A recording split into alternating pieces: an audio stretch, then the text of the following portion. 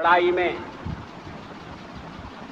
जितने लोग मैदान में लड़ रहे थे उससे ज्यादा लोग मैदान के बाहर खड़े होकर तमाशा देख रहे थे, लड़ाई का परिणाम सुनने की प्रतीक्षा कर रहे थे।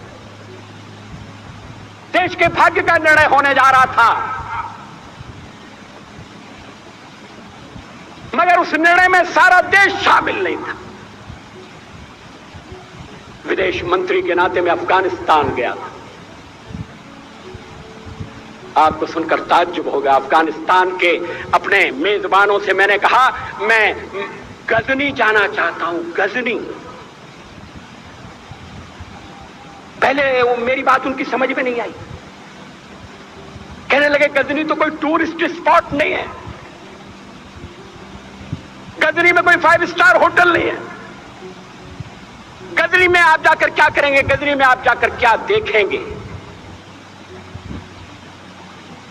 मैं उन्हें पूरी बात नहीं बता सकता। मेरे हृदय में कहीं गजनी कांटे की तरह से चुभ रहा है। जब से मैंने गजनी से आए एक लुटेरे की कथा पढ़ी है और किशोरावस्था में पढ़ी है, मैं देखना चाहता था वो गजनी कैसा है। आपको सुनकर ताज्जुब होगा, महमूद गजनी का अफगानिस्तान के इतिहास में कोई स्थान नहीं है।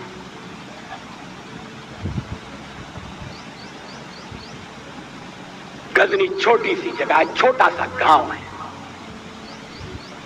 कल्पना करिए सैकड़ों साल पहले बात धूल उड़ती थी, झोंपड़ियां थी, मगर एक लुटेरा लुटेरों को इकट्ठा करता हुआ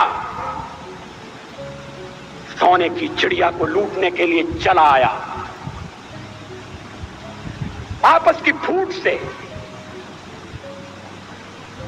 जो राजा है वो लड़ेगा, जो क्षत्रिय है वो लड़ेगा। हमने समाज के बहुत बड़े वर्ग को लड़ने के अधिकार से वंचित कर दिया।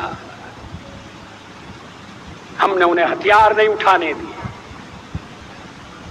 मार्शल नॉन मार्शल के आधार पर हमने समाज को बांट दिया। वो लुटेरा सोमनाथ के मंदिर तक चला गया।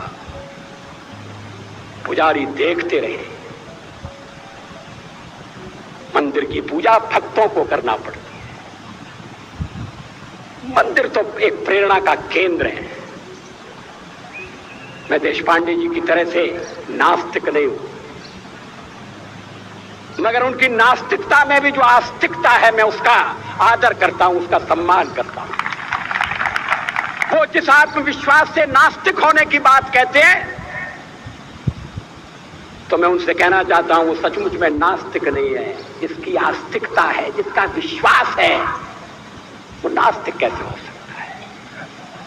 विश्वास किसमें है ये बड़ी बात नहीं है, विश्वास है या नहीं।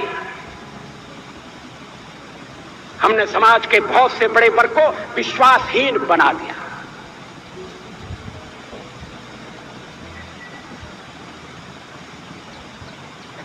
लोगों ने हथियार नहीं उठाए, वेद पढ़ने के दरवाजे बंद कर दिए। इसलिए हम पादाक्रांत हुए। अफगानिस्तान में मैंने एक बात और देखी। मुझे जिस होटल में ठहराया गया उसका नाम था कनिष्क। अफगानिस्तान एक मुस्लिम देश है। मुझे बड़ा ताज्जुब हुआ। मैंने कहा कनिष्क यहां कहां से आया। तो मेरे साथ अफगानिस्तान के विदेश मंत्री थे। मैंने कहा कनिष्क आपका कौन लगता है, कनिष्क से आपका क्या संबंध है। कहने लगे कनिष्क हमारा पूर्वज है, कनिष्क हमारा पुरखा है।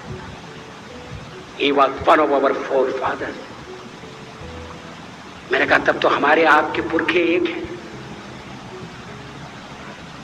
अफगानिस्तान के लोगों ने उपासना पद्धति बदली है, संस्कृति नहीं बदली।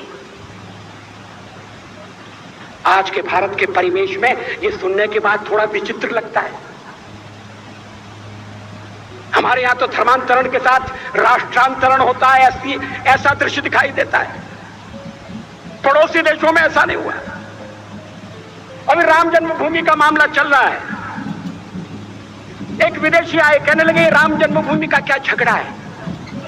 हमने कहा इस पर विवाद हो रहा है कि श्री राम कहां पैदा हुए थे, और जहां पैदा हुए थे वो स्थान उनके मंदिर के लिए प्रयुक्त किया जाए या न किया जाए। वो इंडोनेशिया से आए थे, वो मुसलमान है। कहने लगे हम तो समझते थे कि राम के लिए सारे भारत में आदर होगा, सम्मान होगा। हमने कहा ये आपने कैसे समझा?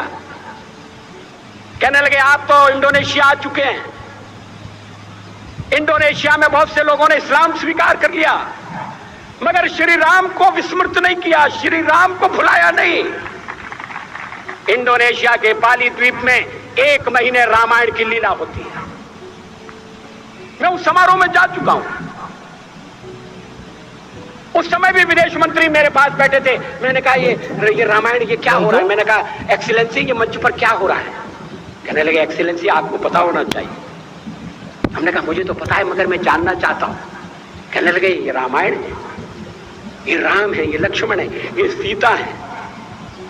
हमने कहा इनसे आपका क्या संबंध है? आप तो मुसलमान हैं।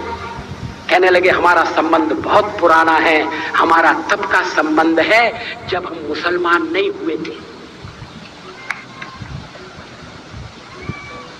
थाईलैंड की राजधानी अयोध्या कही जाती, थाईलैंड के राजा को आज भी राम कहा जाता है। सावरकर जी ने हिंदू राष्ट्र की बात की, हिम्मत के साथ। बुनियादी तौर पर भारत हिंदू राष्ट्र है,